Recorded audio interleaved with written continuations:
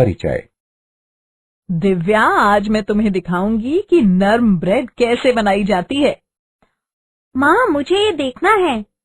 सबसे पहले हम एक बाउल लेते हैं और उसमें सभी सामग्रियां डालकर पेस्ट तैयार करते हैं।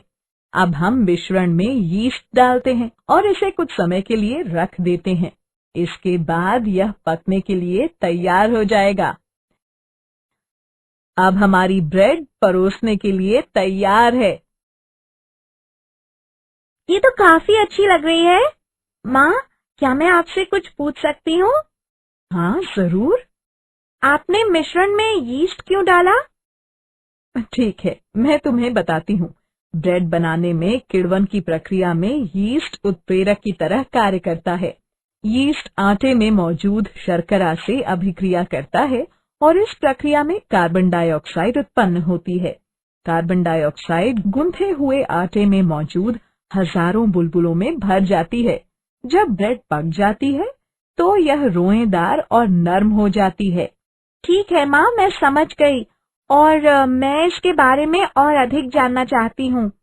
इस बारे में और अधिक जानने के लिए तुम्हें रासायनिक बलगतिकी का अध्ययन करना चाहिए। छात्रों, आज हम रासायनिक बलगतिकी के बारे में विस्तार से चर्चा करेंगे। उद्देश्य, इस पाठ के अंत में आप निम्न करने में सक्षम हो जाएंगे।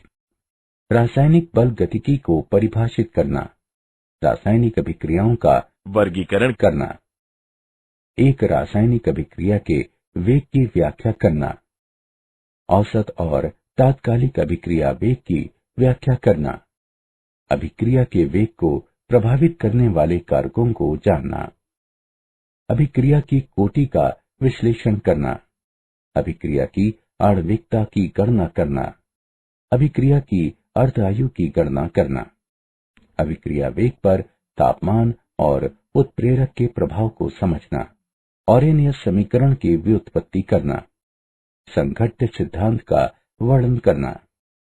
परिभाषा, रासायनिक बलगतिकी भौतिक रसायन शास्त्र की एक शाखा है जिसमें रासायनिक अभिक्रिया के वेग और उस क्रियाविधि का अध्ययन किया जाता है जिसके द्वारा अभिक्रिया होती है। रासायनिक अभिक्रियाओं के अध्ययन के 3 महत्वपूर्ण पहलू हैं। क्या रासायनिक अभिक्रिया संभव होगी? यदि अभिक्रिया संभव है तो ये कब तक चलेगी? अभिक्रिया कितनी तेजी से होगी? रासायनिक अभिक्रियाओं के प्रकार, विभिन्न अभिक्रियाओं को उनके अभिक्रिया वेग के आधार पर 3 प्रकारों में वर्गीकृत किया जा सकता है। अत्यधिक तीव्र अभिक्रियाएं, अभिक्रियाओं के इस प्रकार में लगभग तात्कालिक रूप से होने वाली अभिक्रियाएं शामिल हैं। इन अभिक्रियाओं का वेग आसानी से निर्धारित नहीं किया जा सकता। उदाहरण के लिए, सिल्वर नाइट्रेट के जलीय विलयन में सोडियम क्लोराइड के जलीय विलयन को मिलाने पर AgCl का अवक्षेपण अतिशीघ्र होता है। अत्यधिक मंद अभिक्रियाएं, इस प्रकार में वे अभिक्रियाएं शामिल हैं जो बहुत मंद वेग से होती हैं। ऐसी अभिक्रियाओं के वेग का शायद ही कोई भौतिक महत्व हो। इन अभिक्रियाओं को पूरा होने में महीनों या वर्षों लग सकते हैं। उदाहरण के लिए, लोहे पर जंग लगना। मध्यम वेग से होने वाली अभिक्रियाएं, इसमें अत्यधिक तीव्र और अत्यधिक मंद अभिक्रियाओं के मध्य वाली अभिक्रियाएं शामिल हैं। ये अभिक्रियाएं मध्यम वेग से होती हैं जिन्हें आसानी से मापा जा सकता है। उदाहरण के लिए, स्टार्च का जल अपघटन। एक रासायनिक अभिक्रिया की दर, रासायनिक अभिक्रिया की दर वो चाल या वेग है जिस पर वो होती है। इसे प्रति एकांक समय में अभिकारकों या उत्पादों में से किसी एक की सांद्रता में परिवर्तन के रूप में परिभाषित किया जाता है। इसे 2 तरह से व्यक्त किया जा सकता है। गुणात्मक दर, ये कुछ दृश्य मानदंडों पर आधारित हैं, जैसे अभिकारकों का गायब हो जाना, रंग में परिवर्तन, बुलबुलों का निर्माण आदि। इस प्रकार व्यक्त दर अभिक्रिया वेग के बारे में यादृच्छिक परिणाम देती है। मात्रात्मक दर, ये दर के आंकड़ों की बेहतर जानकारी और एक रासायनिक अभिक्रिया का सही वेग देती है। मात्रात्मक दर दो प्रकार से व्यक्त की जा सकती है। किसी एक अभिकारक की सांद्रता में ह्रास की दर या किसी एक अभिकारक की सांद्रता में वृद्धि की दर। अभिक्रिया वेग की इकाइयां। पदार्थ के सांद्रण को मोल प्रति लीटर में और समय को सेकंडों या मिनटों में या घंटों में व्यक्त किया जाता है। अतः अभिक्रिया वेग के लिए इकाइयां हैं मोल प्रति लीटर प्रति सेकंड या मोल प्रति लीटर प्रति मिनट या मोल प्रति लीटर प्रति घंटा। गैसीय अभिक्रिया के लिए अभिकारकों और उत्पादों की सांद्रता को आंशिक दाब के पदों में व्यक्त किया जाता है और दाब को वायुमंडल में व्यक्त करते हैं।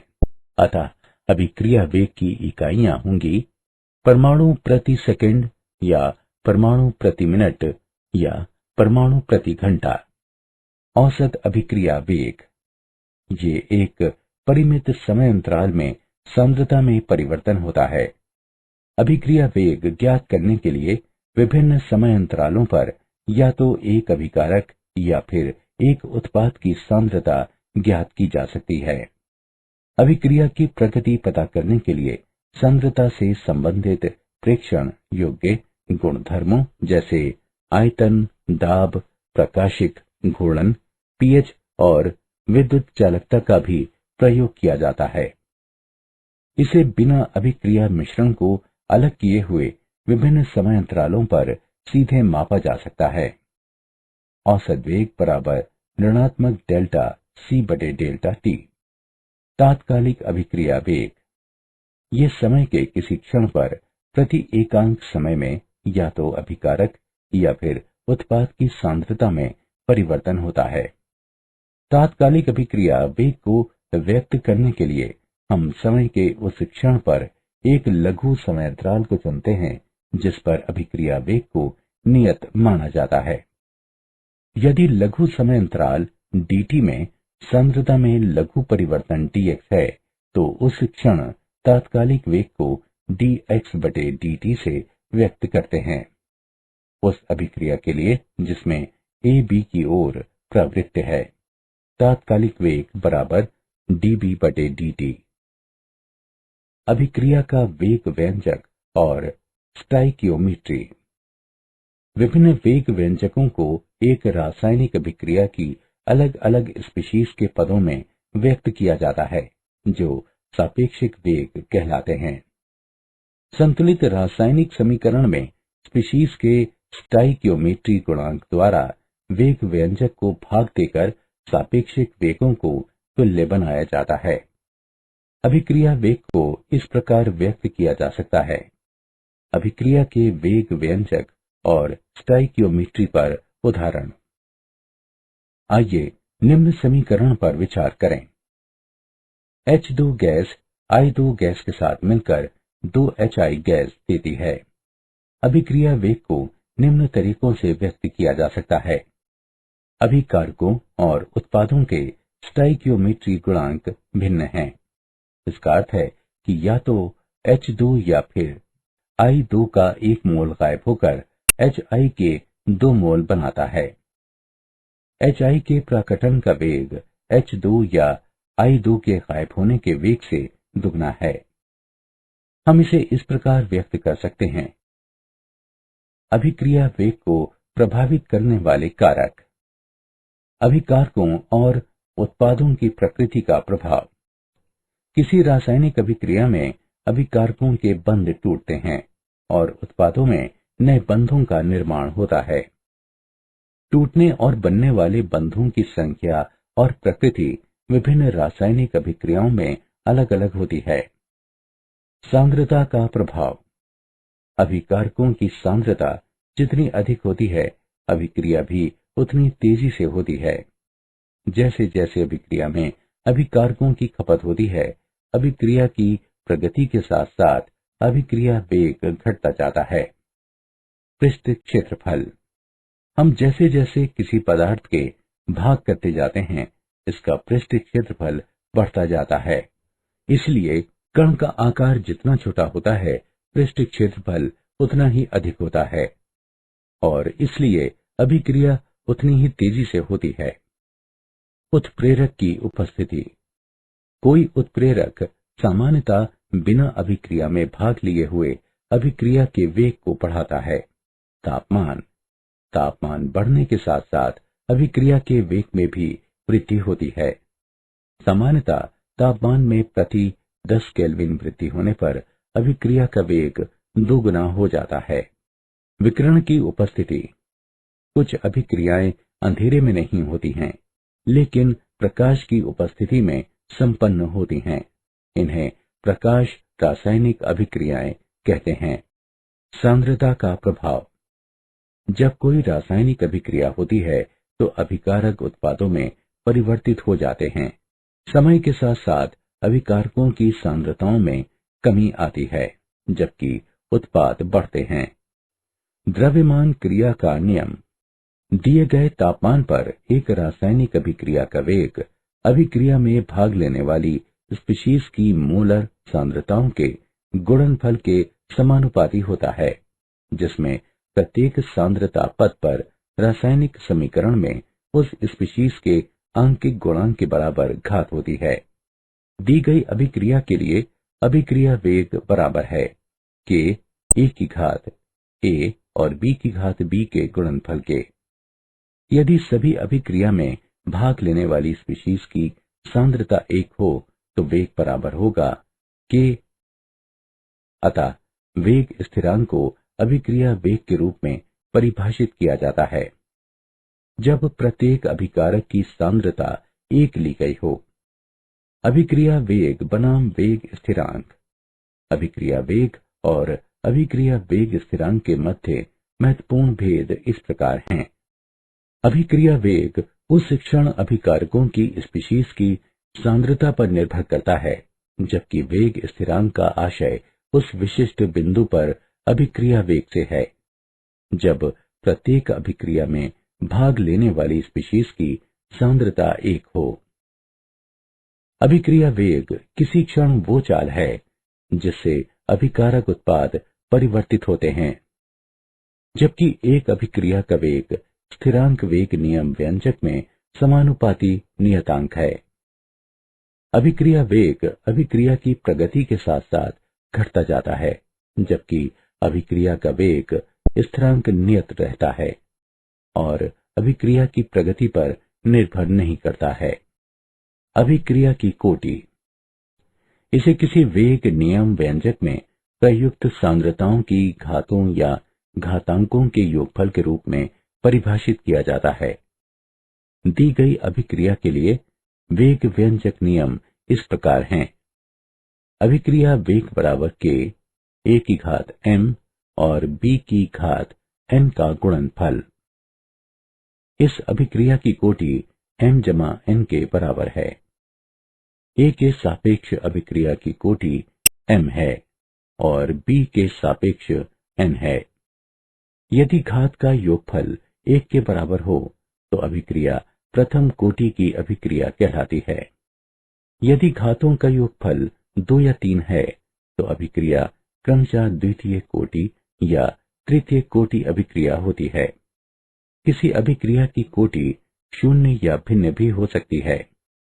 विभिन्न कोटियों के लिए वेग स्थिरांक की इकाइयां। 0 कोटि अभिक्रिया वेग बराबर dx बटे dt, जो बराबर है k और a की घात 0 के गुणनफल के। इस प्रकार 0 कोटि अभिक्रिया के लिए वेग स्थिरांक की इकाइयां हैं मोल प्रति लीटर प्रति सेकंड। द्वितीय कोटि अभिक्रिया वेग बराबर dx बटे dt, जो बराबर है k और a के गुणनफल के। इस प्रकार प्रथम कोटि अभिक्रिया के लिए वेग स्थिरांक की इकाई प्रति सेकंड है। द्वितीय कोटि अभिक्रिया वेग बराबर dx बटे dt, जो बराबर है k और a की घात 2 के गुणनफल के। इस प्रकार द्वितीय कोटि अभिक्रिया के लिए वेग स्थिरांक की इकाइयां हैं लीटर प्रति मोल प्रति सेकंड।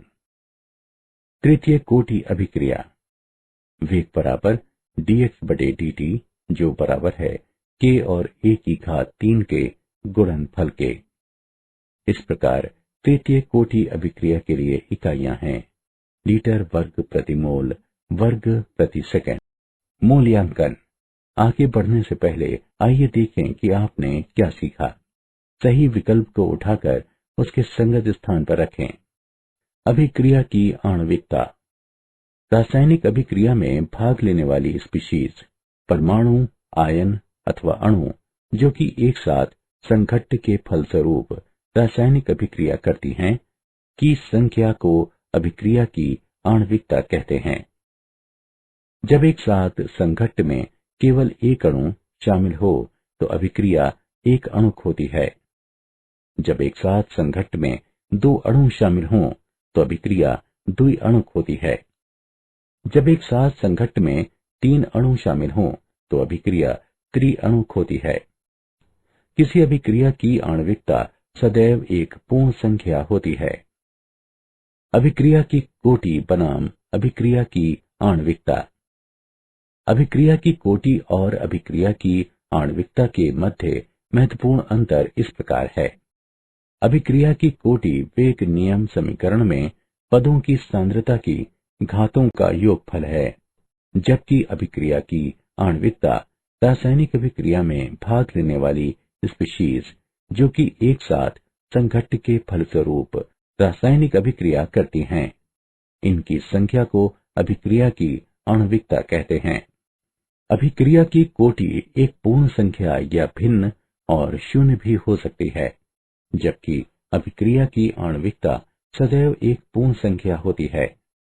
अभिक्रिया की कोटि की गणना प्रायोगिक रूप से की जा सकती है, जबकि प्रत्येक प्रारंभिक चरण के लिए अभिक्रिया की आणविकता की गणना अभिक्रिया करने वाली स्पीशीज की संख्या को जोड़कर की जाती है।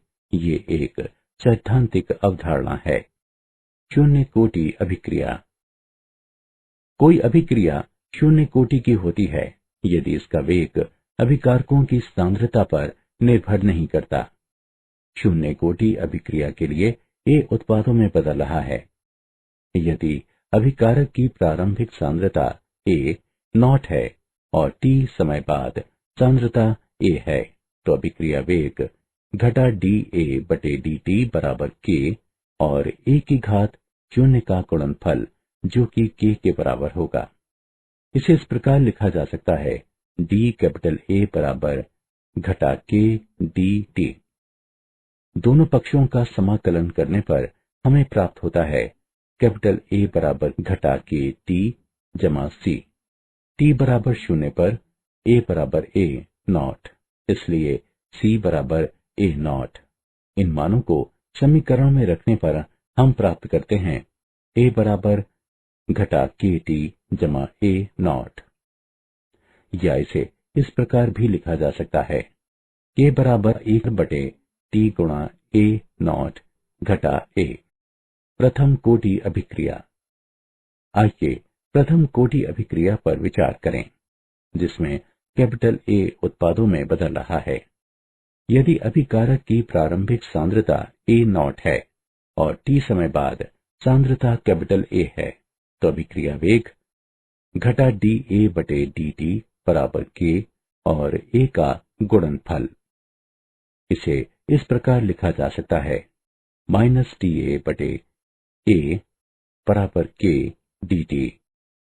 दोनों पक्षों का समाकलन करने पर हमें प्राप्त होता है घटा कैपिटल ए का प्राकृतिक लघुगणक बराबर के टी जमा नियतांक। उपरोक्त समीकरण में टी बराबर शून्य का मान रखने पर हमें प्राप्त होता है नियतांक बराबर घटा कैपिटल ए नॉट का प्राकृतिक लघुगणक। अब उपरोक्त समीकरण में मान रखने पर हमें प्राप्त होता है घटा ए का प्राकृतिक लघुगणक बराबर के टी घटा ए नॉट का प्राकृतिक लघुगणक।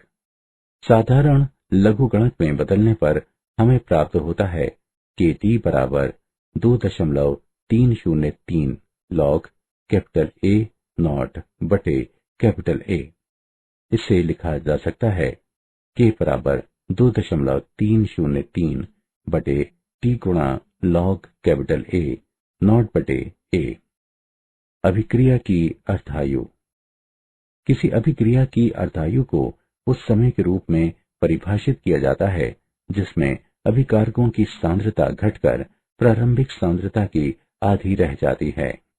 इसे आधी अभिक्रिया के पूरे होने में आवश्यक समय के रूप में भी परिभाषित किया जा सकता है। इसे T1/2 से निरूपित करते हैं। शून्य कोटि अभिक्रिया के लिए अर्धायु। शून्य कोटि अभिक्रिया के लिए समाकलित समीकरण है कैपिटल A बराबर कैपिटल A नॉट घटा KT। T1/2 समय पर A बराबर A नॉट बटे 2 या A नॉट बटे 2 बराबर A नॉट घटा KT या KT 1/2 बराबर A नॉट बटे 2। इसे लिखा जा सकता है T1/2 बराबर कैपिटल A नॉट बटे 2 के। अतः एक शून्य कोटि अभिक्रिया की अर्ध आयु प्रारंभिक सांद्रता के अनुक्रमानुपाती होती है। प्रथम कोटि अभिक्रिया के लिए अर्धायु। हम जानते हैं कि प्रथम कोटि अभिक्रिया के लिए K बराबर 2.303 बटे T गुणा log A नॉट बटे A।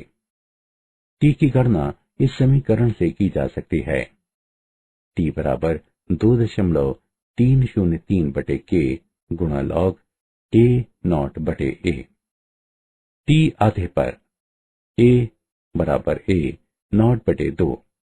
T 1/2 बराबर 2.303 बटे K गुणा log 2। इसे लिखा जा सकता है T1/2 बराबर 0.693 बटे K। अतः प्रथम कोटि अभिक्रिया की अर्ध आयु अभिकारकों की प्रारंभिक सांद्रता पर निर्भर नहीं करती है। nवीं कोटि की अभिक्रिया के लिए T1/2 A नॉट की घात n घटा 1 के व्युत्क्रमानुपाती है। छद्म प्रथम कोटि की अभिक्रिया। ऐसी परिस्थितियां होती हैं जहां पर एक द्वितीय कोटि अभिक्रिया किसी प्रयोग में प्रथम कोटि की प्रतीत होती है। इसे छद्म प्रथम कोटि की अभिक्रिया कहते हैं, अर्थात जब वेग समीकरण में अभिकारकों में से कोई एक अन्य अभिक्रिया मिश्रण में आधिक्य होता है। उदाहरण के लिए इक्षु शर्करा का प्रतिलोमन एक द्विअणुक अभिक्रिया है, लेकिन ये एक प्रथम कोटि की अभिक्रिया है क्योंकि H2O की सांद्रता बहुत अधिक होती है और बहुत अधिक परिवर्तित नहीं होती है। अभिक्रिया वेग की ताप पर निर्भरता। समांगी अभिक्रिया के लिए अभिक्रिया वेग प्रत्येक 10 डिग्री ताप बढ़ाने पर लगभग 2 गुना हो जाता है। 10 डिग्री में से दोनों तापों पर एक अभिक्रिया के वेग स्थिरांक के अनुपात को अभिक्रिया का ताप गुणांक कहते हैं। अधिकांश अभिक्रियाओं के लिए ताप गुणांक का मान लगभग 2 होता है और कुछ में ये 3 तक पहुंच जाता है। जब ताप T-10 डिग्री बढ़ता है तो वक्र सपाट हो जाता है। अब छायांकित भाग ABEF उन अणुओं के भाग को निरूपित करता है जिनकी ऊर्जा देहली ऊर्जा से अधिक है। भाग ABEF भाग ABCD के दुगने से अधिक है। देहली ऊर्जा के बराबर या इससे अधिक ऊर्जा वाले अणुओं का भाग लगभग 2 गुने से अधिक हो जाता है। अतः अभिक्रिया वेग भी ताप में प्रत्येक 10 डिग्री वृद्धि होने पर 2 गुना हो जाता है। इस प्रकार ताप में वृद्धि के साथ अभिक्रिया वेग में वृद्धि देहली ऊर्जा के आधिक्य में ऊर्जा वाले अणुओं के भाग में बढ़ोतरी के कारण होती है। प्रभावी संघट्ट और देहली ऊर्जा। संघट्ट आवृत्ति। इसे प्रति इकाई आयतन में प्रति इकाई समय में संघट्टों की कुल संख्या के रूप में परिभाषित किया जाता है। प्रभावी संघट्ट वे संघट्ट जो उत्पाद अणुओं के निर्माण को बढ़ावा दें प्रभावी संघट्ट कहलाते हैं। अभिक्रिया वेग बराबर F गुणा Z, जहां Z संघट्ट आवृत्ति है और F उन संघट्टों का भाग है जो प्रभावी हैं। देहली आवृत्ति वो न्यूनतम ऊर्जा जो उत्पाद निर्माण के लिए प्रभावी संघट्ट करने के लिए अभिक्रिया में भाग लेने वाले अणुओं में अवश्य होनी चाहिए। देहली आवृत्ति कहलाती है। सक्रियण ऊर्जा और सक्रियित संकुल। सक्रियण ऊर्जा ये अभिक्रिया में भाग लेने वाले अभिकारकों की देहली ऊर्जा और औसत ऊर्जा के मध्य अंतर है। सक्रियित संकुल इसे अभिक्रिया में भाग लेने वाले अणुओं के मध्य निर्मित मध्यस्थ के रूप में परिभाषित करते हैं, जो बहुत अधिक अस्थायी होता है और तेजी से अपघटित होकर उत्पाद निर्मित करता है। एक सक्रियित संकुल के लक्षण। सक्रियित संकुल की स्थितिज ऊर्जा अधिकतम होती है। सक्रियित संकुल बनाने के लिए आवश्यक ऊर्जा को सक्रियण ऊर्जा कहते हैं। सक्रियित संकुल बहुत कम समय तक अस्तित्व में रहता है और ये एक निश्चित दर से टूटकर उत्पाद बनाता है। ऑरेनियस समीकरण। ऑरेनियस समीकरण वेग स्थिरांक को ताप के साथ संबंधित करती है। K बराबर A और e की घात माइनस EA बटे RT का गुणनफल, जहां कैपिटल A आवृत्ति कारक है और EA संक्रियण ऊर्जा है। दोनों पक्षों में प्राकृतिक लघुगणक लेने पर हमें प्राप्त होता है प्राकृतिक लॉग K बराबर प्राकृतिक लॉग A माइनस EA बटे RT। प्राकृतिक लघुगणक को साधारण लघुगणक में बदलने पर हमें प्राप्त होता है log K बराबर log A माइनस EA बटे 2.303 RT। यदि K1 और K2 दो तापों T1 और T2 पर वेग स्थिरांक हो तो हमारे पास है log K1 बराबर log A माइनस EA बटे 2.303 RT1। log K2 बराबर log A माइनस EA बटे 2.303 RT2। उपरोक्त दोनों समीकरणों को घटाने पर हम प्राप्त करते हैं log K2 बटे K1 बराबर EA बटे 2.303 R गुणा T2 घटा T1 बटे T1 T2।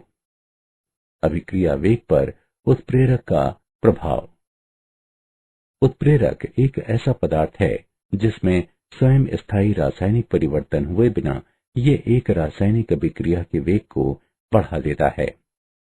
ये अभिकारकों के साथ अस्थायी बंध बनाकर रासायनिक अभिक्रिया में भाग लेता है, जिसके फलस्वरूप एक मध्यवर्ती संकुल बनता है। ये अभिकारकों और उत्पादों के मध्य सक्रियण ऊर्जा को घटाकर वैकल्पिक मार्ग या अभिक्रिया क्रियाविधि प्रदान करता है, जिससे स्थितिज ऊर्जा अवरोध में कमी आती है। ये साम्य अवस्था नियतांक को परिवर्तित नहीं करता है, लेकिन तेजी से साम्य अवस्था अर्जित करने में सहायक है। उत्प्रेरक की लघु मात्रा अभिकारकों की दीर्घ मात्रा को उत्प्रेरित कर सकती है। क्या आप जानते हैं 1864 में पीटर वॉग और कैटो गुल्डबर्ग ने द्रव्यमान अनुपाती अभिक्रिया के नियम की रचना करके रासायनिक बलगतिकी के विकास का सूत्रपात किया। एक रासायनिक अभिक्रिया का वेग उस माध्यम पर निर्भर करता है जिसमें यह होती है, चाहे माध्यम जलीय हो या कार्बनिक, ध्रुवीय या अध्रुवीय, या द्रव, ठोस या गैसीय। गतिक समस्थानिक प्रभाव किसी रासायनिक अभिक्रिया के वेग में वो अंतर है जब अभिकारकों में से एक में परमाणु को इसके समस्थानिकों में से किसी एक द्वारा हटाया जाता है। अर्ध अभिक्रियाएं वे दो अभिक्रियाएं हैं जिनका निर्माण एक जटिल अभिक्रिया का सरल भागों में टूटने से होता है। सारांश। आइए हमने जो कुछ सीखा है उसे संक्षेप में दोहराएं। रासायनिक बलगतिकी भौतिक रसायन शास्त्र की एक शाखा है जिसमें रासायनिक अभिक्रिया के वेग और उस क्रियाविधि का अध्ययन किया जाता है जिसके द्वारा अभिक्रिया होती है। अभिक्रिया वेग को प्रति एकांक समय में अभिकारकों या उत्पादों में से किसी एक की सांद्रता में परिवर्तन के रूप में परिभाषित किया जाता है। तात्कालिक अभिक्रिया वेग किसी क्षण पर प्रति एकांक समय में या तो अभिकारक या फिर उत्पाद की सांद्रता में परिवर्तन होता है। दिए गए तापमान पर एक रासायनिक अभिक्रिया का वेग अभिक्रिया में भाग लेने वाली स्पीशीज की मोलर सांद्रताओं के गुणनफल के समानुपाती होता है, जिसमें प्रत्येक सांद्रता पद पर रासायनिक समीकरण में उस स्पीशीज के आंकिक गुणक के बराबर घात होती है। अभिक्रिया की कोटि को किसी वेग नियम व्यंजक में प्रयुक्त सांद्रताओं की घातों या घातांकों के योगफल के रूप में परिभाषित किया जाता है। अभिक्रिया में भाग लेने वाली स्पीशीज जो कि एक साथ संघट्ट के फलस्वरूप रासायनिक अभिक्रिया करती है, उसकी संख्या अभिक्रिया की आणविकता कहलाती है। सक्रियित संकुल भाग लेने वाले अणुओं के मध्य निर्मित मध्यस्थ होता है, जो बहुत अधिक अस्थायी होता है और तेजी से अपघटित होकर उत्पाद निर्मित करता है।